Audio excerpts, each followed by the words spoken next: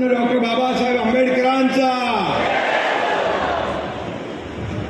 सर्वप्रथम माता रमाबाई यांना मी विनम्र अभिवादन करतो आणि त्यांना वंदन करतो।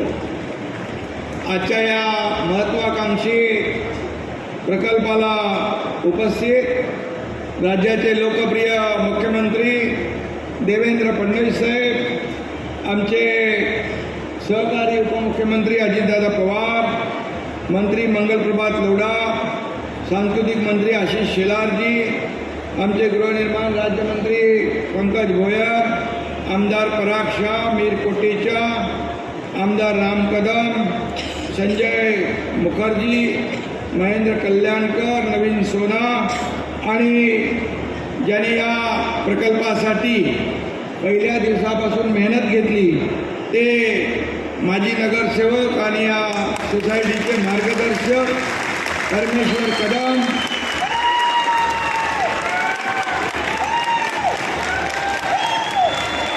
आणि त्यांना सहकार्य करणारे सर्व आपले कमिटीचे पदाधिकारी, आपल्या आणि माझ्या लाडक्या बहिणी इकडे आहेत, लाडक्या बहिणी, लाडके भाऊ, या सगळ्यांचं मी मनापासून स्वागत करतो आणि सगळ्यांना मी आज धम्मचक्र प्रवर्तन दिनाच्या शुभेच्छा देतो।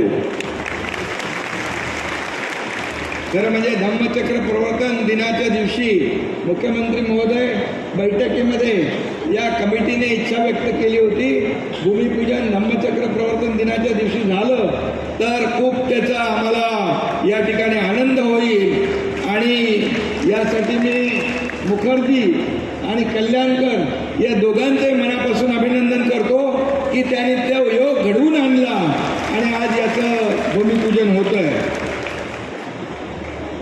आजच्या दिवशी मी एवढंच बोलेन कि आज का दिन है महान, आज का दिन है महान, खुश है यहाँ का हर इंसान, खत्म हुई इंतजार की घड़िया, अब मिलेगा आपके सपनों का मकान।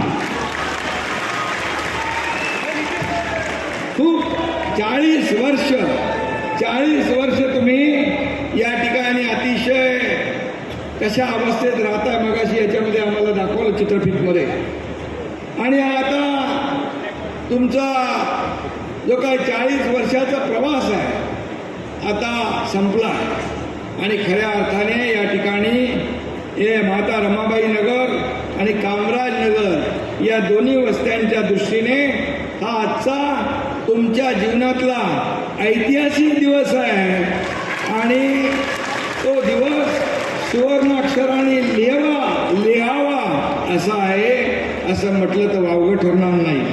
आणि म्हणून पुढील 3-4 वर्षामध्ये या संपूर्ण परिसराचा कायापालट होईल। 17,000 कुटुंबाचे आयुष्य उजळून निघेल।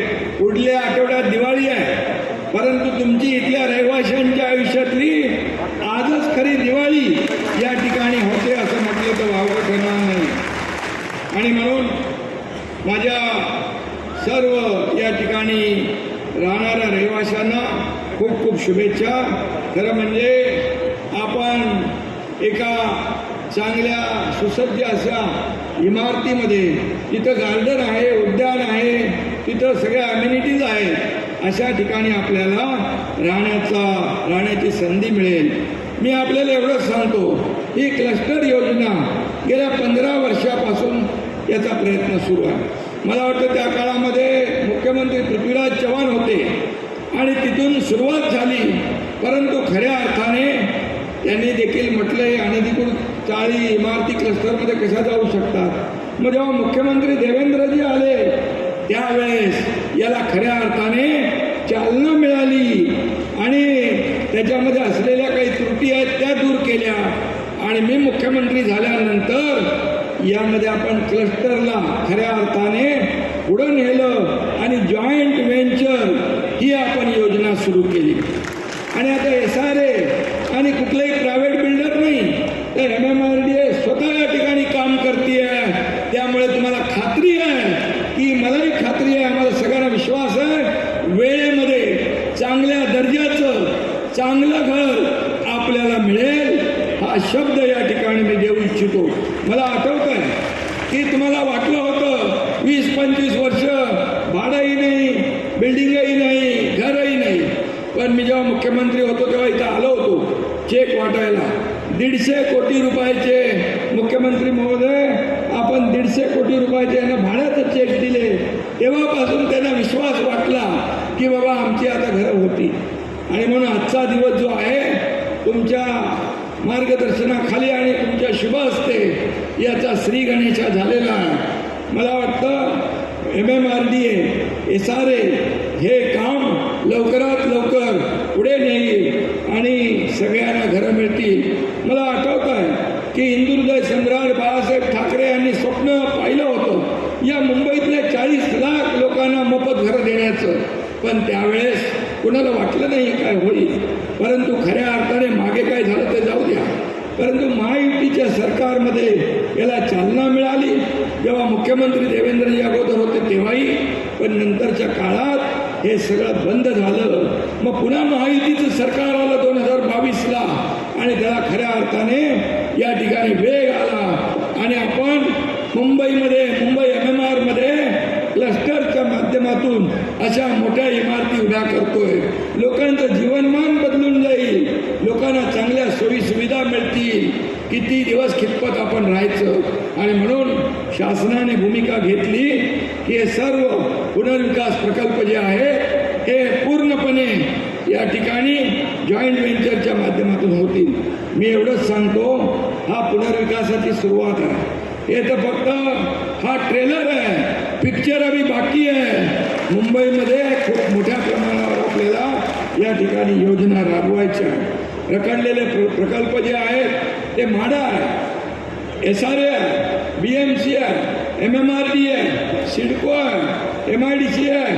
अशा सर्व आपल्या सरकारी प्राधिकरणाच्या मदतीने आपण पुढे नेणार आहोत. आणि म्हणून SRAचं जे काही धोरण आपण केलेलं आहे या धोरणामध्ये देखील परवडणारी घरं, परवडणारी भाड्याची घरं, नोकरदार आमच्या माता भगिनींसाठी घरं, या ठिकाणी स्टुडंट हॉस्टेल असेल, गिरणी कामगारांसाठी घरं, पोलिसांसाठी घरं, गोर गरीब जनतेसाठी घरं देण्याचा निर्णय आपल्या सरकारने घेतला. काही घरं BDD वगैरे 40ची घरं दिली सुद्धा. आणि म्हणून वेगवान असं या ठिकाणी आपण काम करतोय. खऱ्या अर्थाने झोपडपट्टीमध्ये राहणाऱ्या सर्वसामान्य माणसाचं एक स्वप्न असतं की चांगलं घर, हक्काचं घर, कायमचं घर मिळालं पाहिजे. ते देण्याचा प्रयत्न आम्ही या ठिकाणी केलेला आहे. आणि म्हणून मुंबईचा विकास करत असताना, मुंबईतले रस्ते चांगले करत असताना, मुंबईचं सुशोभीकरण करत असताना, मुंबईची मेट्रो पुढे नेत असताना या ठिकाणी या सर्व रखडलेल्या प्रकल्पांना देखील चालना देण्याचं काम आपलं सरकार करत आहे. आदरणीय देशाचे प्रधानमंत्री नरेंद्र मोदीजी यांची पंतप्रधान आवास योजना, सर्वांसाठी घरं, त्यांनी 2 कोटी घरांचा संकल्प केला आहे. महाराष्ट्र, मुंबई देखील त्यांनी जो संकल्प केला आहे त्याच्यामध्ये मोठं योगदान दिल्याशिवाय राहणार नाही. आणि म्हणून टप्प्याटप्प्याने आपण अशा प्रकारची क्लस्टरचं डेव्हलपमेंट करतोय. आणि म्हणून मी आज काय राजकीय बोलणार नाही, पण मुंबईकरांना विकासाचे मारेकरी नको तर विकासाचे वारकरी पाहिजे. आणि मुंबईकरांना स्थगिती सरकार नको, मुंबईकरांना प्रगती सरकार पाहिजे. जे प्रगती करणार, विकास करणारं सरकार पाहिजे. आणि म्हणून रिझन सांगणारं नको, ऑन द स्पॉट डिसिजन घेणारं सरकार पाहिजे. ते आमच्या इकडे बसलेलं आहे. आणि म्हणून मी आपल्याला शुभेच्छा देत असताना या ठिकाणी मला मगाशी